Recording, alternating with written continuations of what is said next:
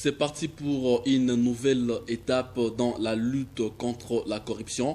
Le conseiller du chef de l'État en matière de corruption et fraude, Luzolo Bambilesa, vient de déposer une note technique au procureur général de la République reprenant les noms des individus et sociétés cités comme fossoyeurs de l'économie nationale. Je propose de suivre les détails dans ces récits de Patrick Abega. Africa News, qui livre l'information, est aussi capable de donner certains détails, se rapportant aux 14 dossiers judiciaires que le Conseil spécial du chef de l'État en matière de lutte contre la fraude, le blanchiment des capitaux, Luzolo Bambi, a transmis le 4 août 2017 au procureur général de la République, Flori Kabange Numbi. Des enquêtes susceptibles de faire tache d'huile au moment où l'État est presque en cessation des paiements. L'argent paraît être entre les mains des fossoyeurs de l'économie, alors que des fonctionnaires et agents de l'État sont impayés depuis près de 2 mois.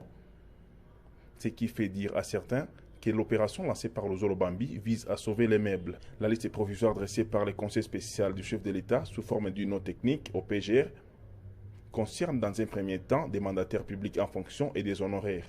Parmi eux, le directeur général de la Régie des voies aériennes, RVA, Bilengue Abdallah, ainsi que son directeur financier, Mwamba Sabiti, soupçonné de détournement des deniers publics d'ordre de 48 millions de dollars américains et d'avoir hypothéqué toutes les recettes de la RVA à la Robank en signant un contrat de gré à gré qui leur permet, sous couvert d'une gestion opaque des GoPass, de retirer des sommes colossales auprès de la Robank sans justification.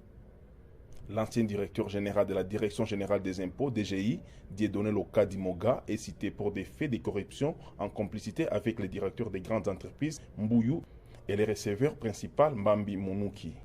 Il leur est reproché d'avoir dégrévé totalement la somme de plus de 200 milliards de francs congolais payés au trésor par la société Mino Congo.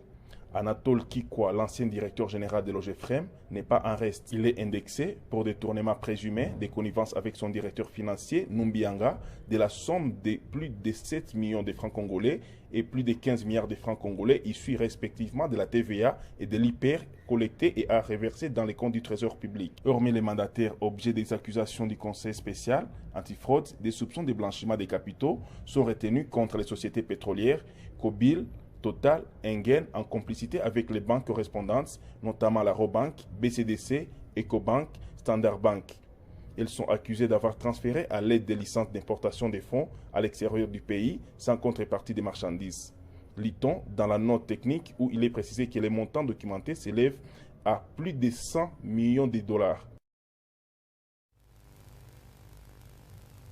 Poursuivons ce journal, fidèles téléspectateurs. Les habitants ressortissants de Lubero viennent de passer 3 semaines de sit-in au gouvernorat de la province du Nord Kivu.